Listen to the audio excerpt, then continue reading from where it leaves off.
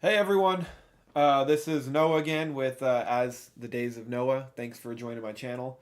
I have a lot that's been on my mind lately, especially with the Israel-Gaza war, with Halloween, and how deeply entrenched the world has gotten on into it the last several years. So there's a couple things I want to talk about. I'm going to keep it short and sweet, but I've had a few dreams I want to go into. So right after this, we'll get started.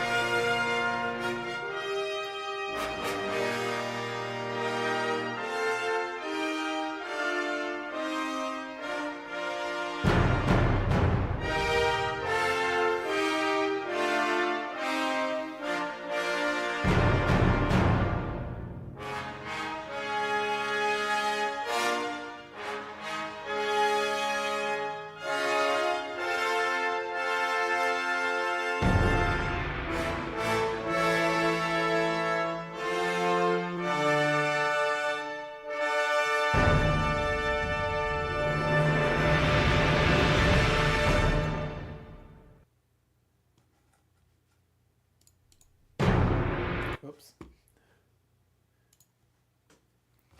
I am not great with OBS yet, so bear with me. So, the first thing I want to get into is a couple dreams I've had over the.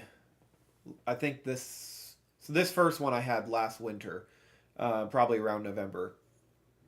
And I was in this shop where they were selling like knickknacks and things. And I noticed there were three things in this shop that had belonged to a dead friend of mine. And I don't remember who the friend was. It was just a friend that was dead that I could tell they had stolen. And it's for sale in this shop. And there's this really, really pinch faced woman patrolling the second story. There's like a living area above the store where she lives, and she's just patrolling and watching. And while she's not looking, I grab these three items, and I only remembered two of them. One of them was a golden ruler, and one of them was a golden like writing quill. And then the third one, I don't remember what it was. But I took them because I said, no, this isn't theirs. They don't get to sell this. Picked up those things, and then I decided to go check out the living area of this guardian woman, whatever she was. And while I was up there, I was staying on the opposite side of the square from her. So when she was over on this end of the building, I'd be over on this end. And she had like an armchair that I sat in while she was on the opposite side. And as she got close, I ran away because I didn't want her to catch me in her chair. And while I was trying to run away, I find this curtain that's obscuring another layer of the building. And so I sneak behind the curtain. And there are 3 witches back there. And they have this big jar of wine. And they try to give me some. And I look in the cup that they pour me, and it has 3 dead mice in it. And clearly, I go, I'm not drinking that. That has death in it. There's dead mice in this. This is not good wine. I'm not touching it.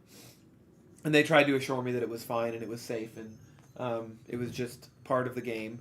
And I refused. I wouldn't take the wine. And that was when I woke up from that one.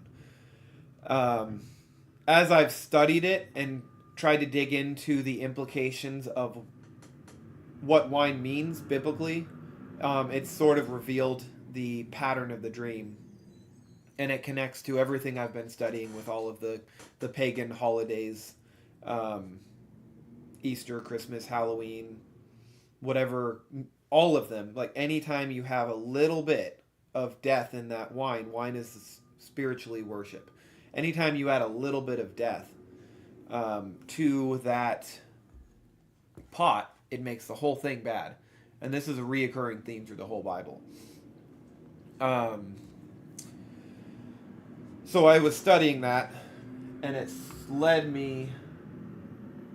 I do have another verse I want to share, but I think I'm going to wrap up this thought first so that we're not bouncing around trying to do too much all at once. And this is probably going to be a pretty short broadcast. I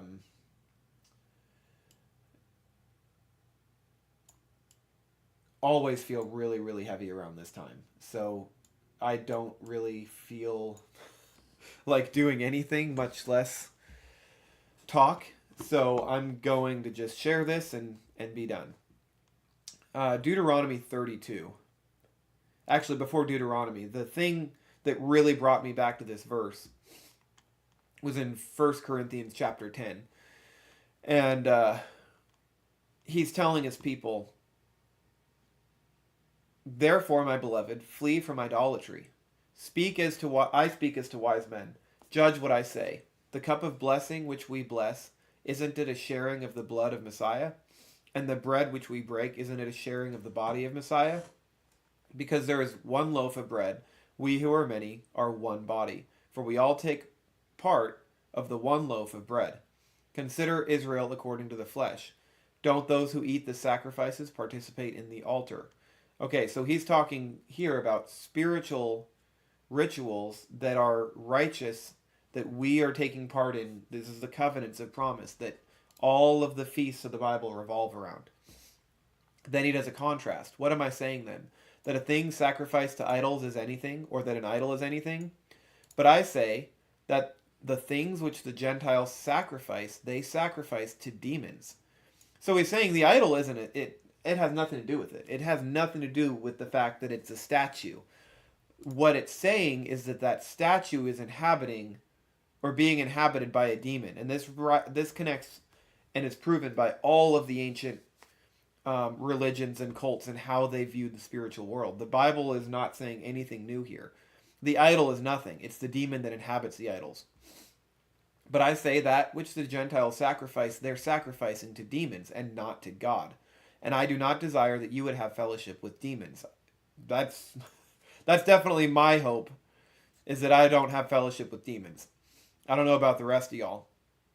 You cannot both drink the cup of the Lord and the cup of demons. You cannot both partake of the table of the Lord and the table of demons. Or do we provoke the Lord to jealousy? Are we stronger than he? Guys, this is going back to the golden calf. They ate at the table. They ate the covenant meal of God at the mountain. And then while Moses was getting their requirements, the ketubah, the contract, they had already initiated a covenant with demons from Egypt. So they're bringing the demons. God completely freed them from all of their covenants, brought them out into the wilderness, revoked all of the covenants that they had. And before God could even finish the covenant, writing the covenant for him and them, they were at the foot of the mountain, the foot of the altar, reveling and committing adultery and idolatry interchangeably with the gods of Egypt. So they have just drawn the gods out of Egypt and brought them with them. This is a spiritual contract that we are entering into when we eat at the table of demons and when we eat at the table of the Lord. If you eat at God's table and then you eat at a demon's table, your godly covenants are severed. That is the rule number one to all of these contracts, is if you enter into contract with another entity other than me, this is done. It's severed. It's gone. So everything you're doing for God is completely null and void if you enter into one of these spiritual contract with these demonic entities. This isn't something that's just kind of fun to play around. You can't dance with it. And this is something, I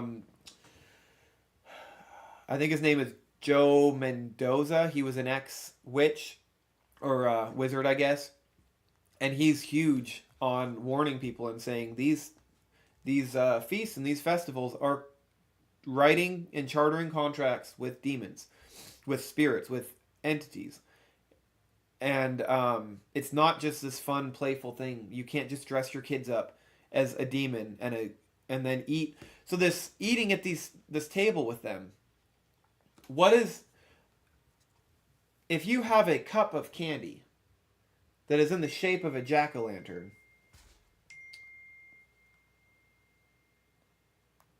John Ramirez, thank you. I have a man in the chair, aka Anna, feeding me answers, so thank you.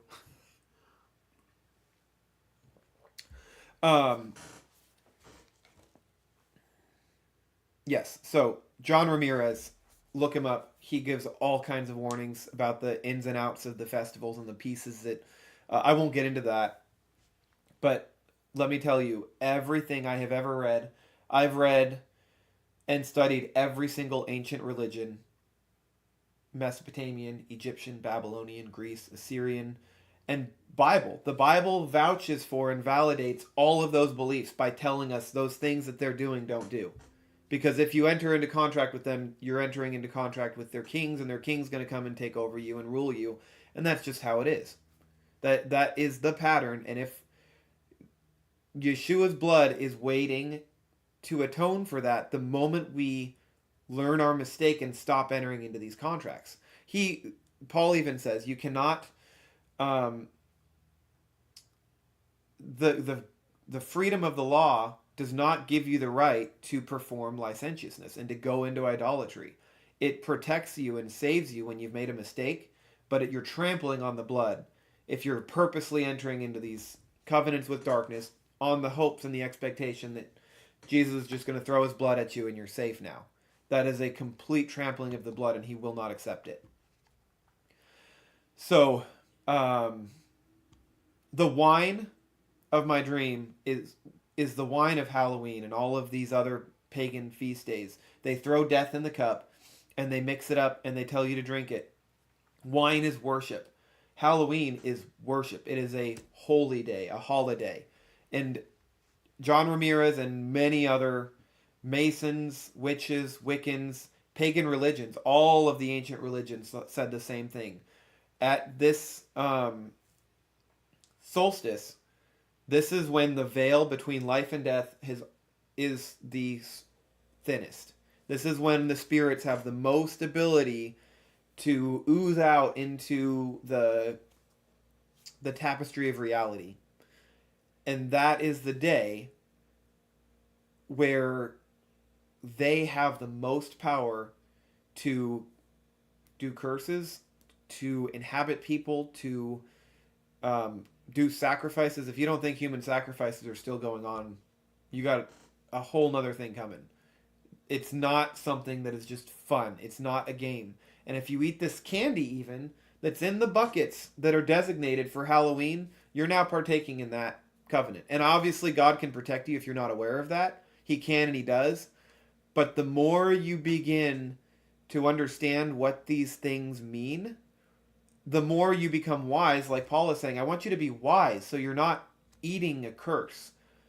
If there is a curse and death applied to these things that they're getting you to eat, look at every covenant that led to someone's death in the Bible also involved a meal. So if you eat anything from these witches who are trying to curse you, and God has told there's several prophets that God told them, hey, go here, talk to these people, don't eat anything they try to feed you, don't drink anything, go back home. And when they didn't listen, there's a whole account of this in the book of Kings, and I forget what chapter and verse and what the prophet's name was because it's a minor story that just kind of pops up out of the blue. But this prophet goes out, he prophesies, does what he was told, and on the way back, another older prophet comes and says, hey, come back to my house and eat and drink. God sent me to feed you. And because this prophet breaks that command that God said, don't eat anything, don't drink anything that these people offer you in that land, he ends up dying, and a lion mauls him. The same thing applies to us. These are lessons we're meant to learn. The wisdom is when God says, don't eat anything from this table, don't drink anything from this table, he's not going to protect us if we ignore it, because his protection is don't eat from that. And if we think that we can eat from it anyway and he's going to protect us when he said that's poison, that is not how the Bible works. All of these warnings are for us. So, in Deuteronomy 32, this is where, again, I'm going to prove with two witnesses that this verse about the wine is about worship. In Deuteronomy 32, we'll start in 28. He's talking about Israel.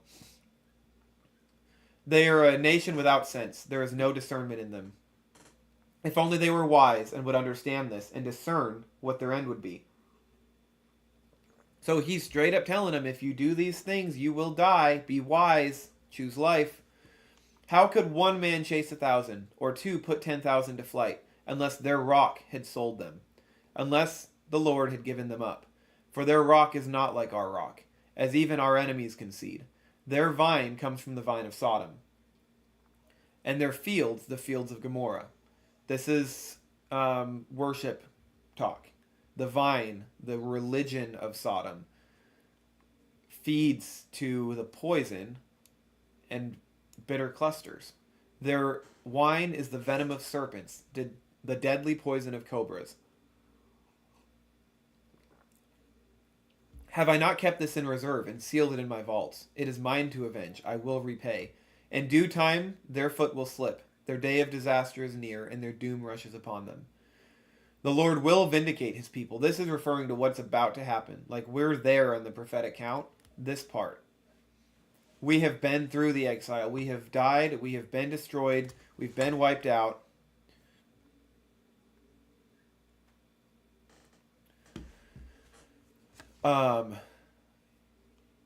We have been killed, and we're down to almost nothing as a people. So this is the part where things start to turn, when we wake up to what the things mean that we have done. The Samson story. We are at the part in the biblical lineup where Samson is about to wake up and ask for his strength back. We've been through the strength from the beginning.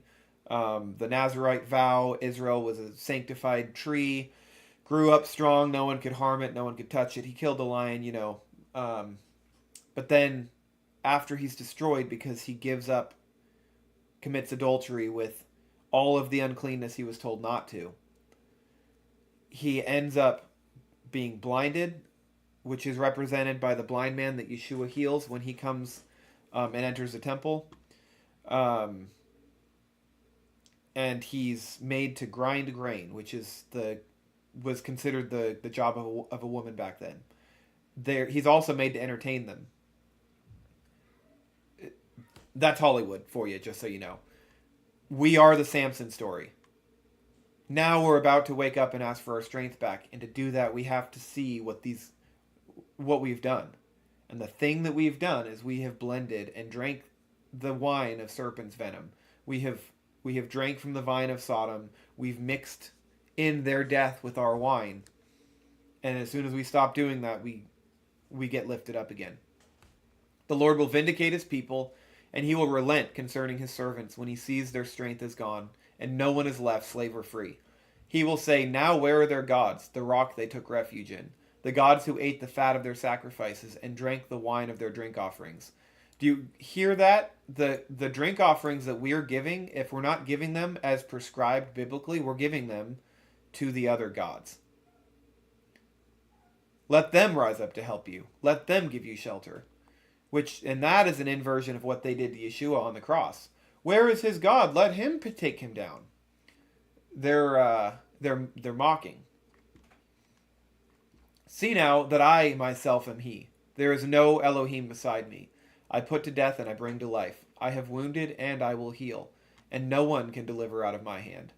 I lift my hand to heaven and solemnly swear, as surely as I live forever, when I sharpen my flashing sword and my hand grasps it in judgment, I will take vengeance on my adversaries and repay those who hate me. I will make my arrows drunk with blood while my sword devours flesh, the blood of the slain and the captives, the heads of the enemy leaders. Rejoice, you nations, with his people, for he will avenge the blood of his servants. He will take the vengeance on his enemies and make atonement for his land and people. This is where what we're fixing to see. Before I jump off, I have one other thing that I wanted to bring up. There was a second dream I had in this period, which also connects, and it uses a different set of images that I've been really trying to dig into and understand for the last year or so. So in this particular dream, I was in the the American Army in World War II era, and I had been sent with one other American soldier to Hitler's camp, and I guess we were there as like an envoy or something. But he was showing us around, making himself out to be this really awesome guy, showing us his it was like an underground bunker fortress area. And he was really just trying to be his own emissary and make himself look like the good guy. And there was...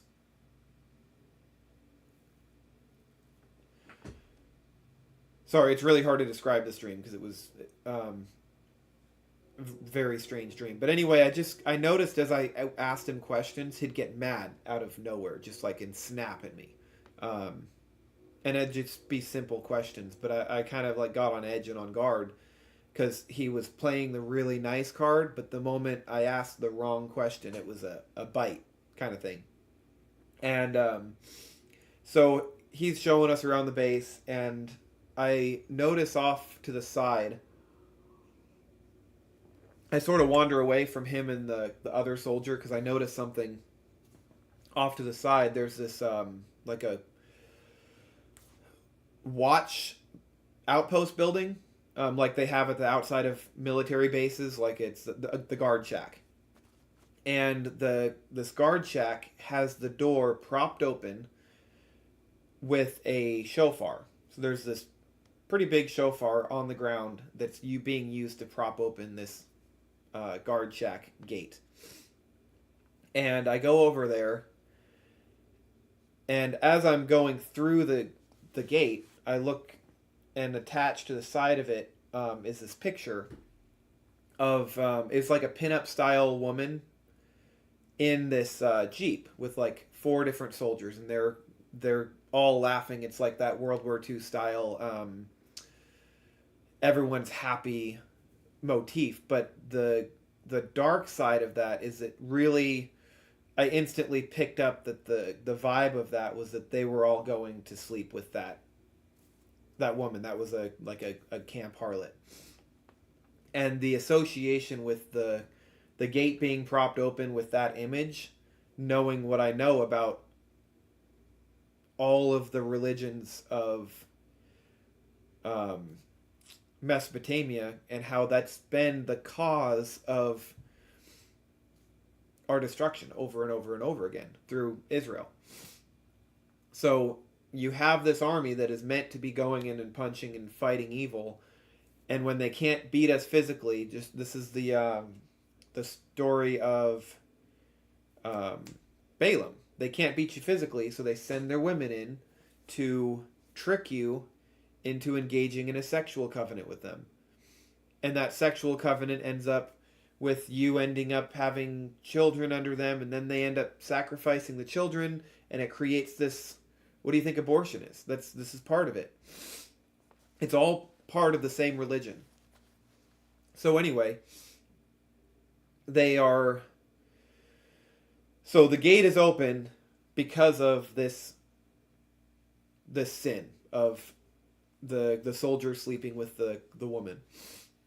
Anyways, I'm going through the gate. I have that realization and understanding, and I go and I look, and the shofar that's propping up this gate, I pick it up, and as soon as I touch it, it fractures all the way down it along the long ways. I'll just show you.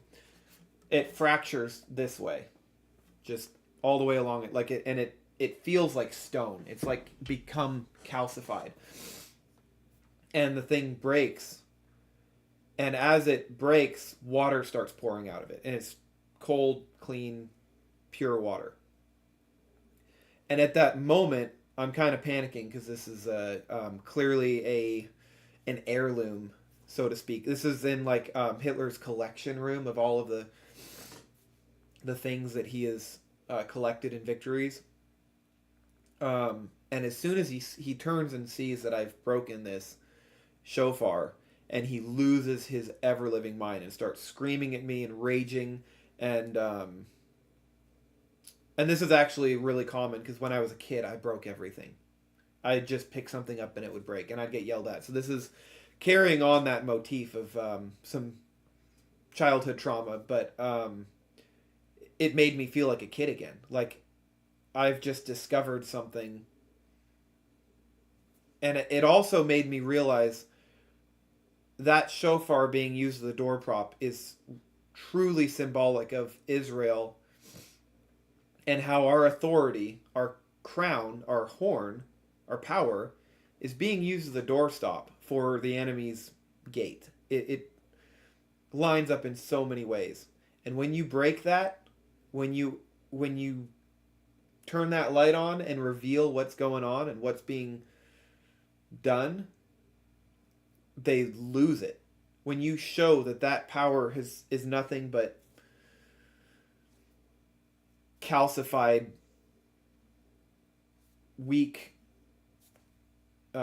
fractured stone, it starts the whole cycle over again. That's where the water comes out. So he's railing at me and trying to figure out how to punish me. And I'm trying to apologize and say I didn't know and yada, yada, yada. He eventually takes this vase, a really expensive vase, and it's got 3 spikes on it. And he takes it and starts beating me with it. And so every time he hits me, it's got this triangle shape bite. It's honestly like leaves like snake bite marks, but there's 3 pokes. And so I'm trying to cover my face, and he's saying, no, a real man would take it. You just have to take your punishment and let me beat on you. And I couldn't do it. I wouldn't do it.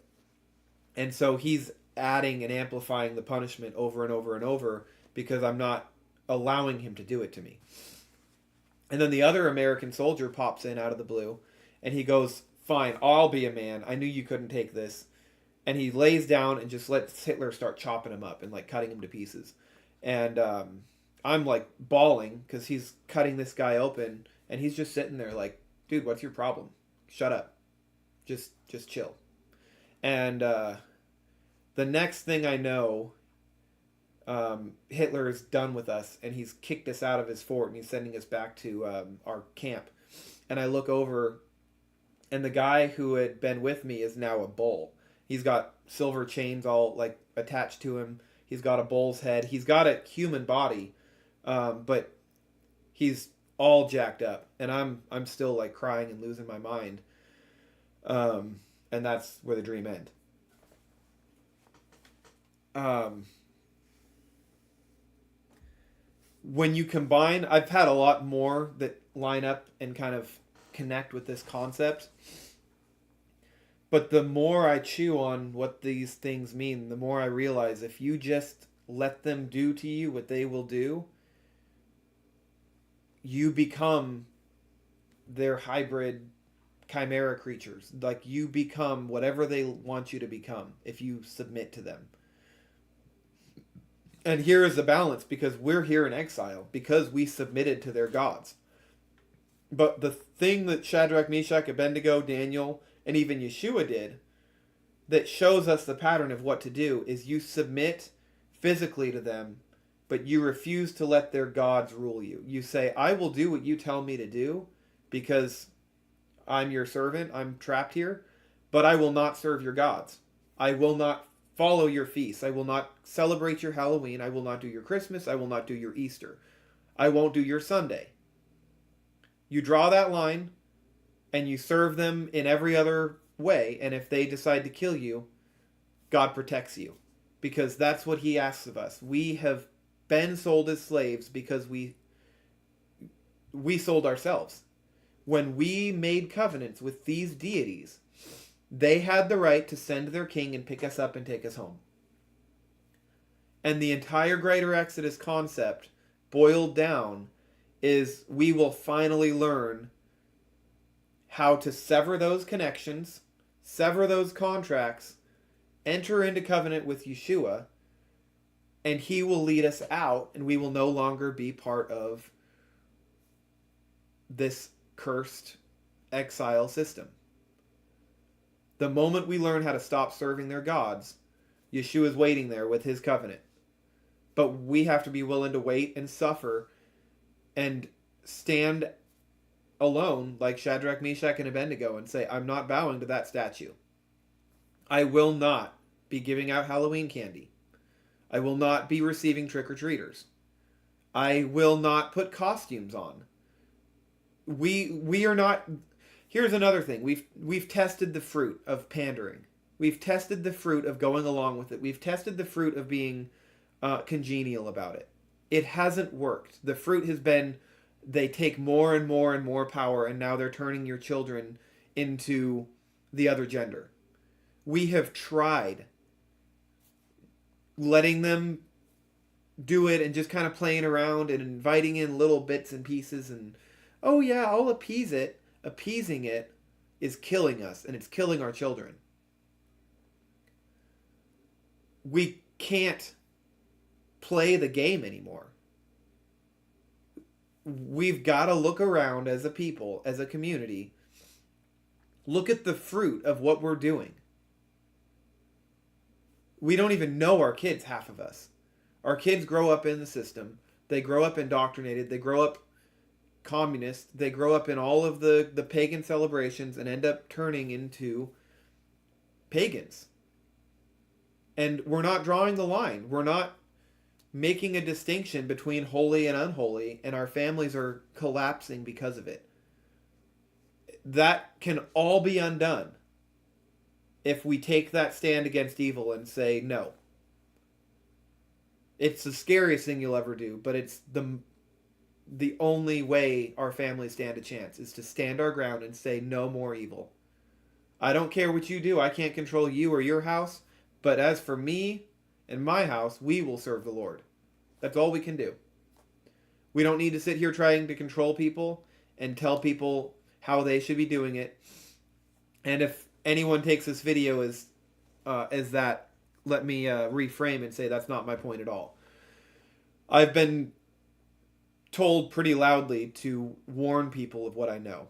Whatever you guys do with that, if you believe me or not, that's on you. That's up to you. Everyone has to make their own choice about what they believe and what they see, what they perceive, what covenants they engage in. Nobody can make anyone do anything. And I don't profess to try to tell anyone what to do. I'm telling you, research, dig into it, evaluate, look at the fruit, understand it, ask questions, study the imagery, study the meaning, study the intentions.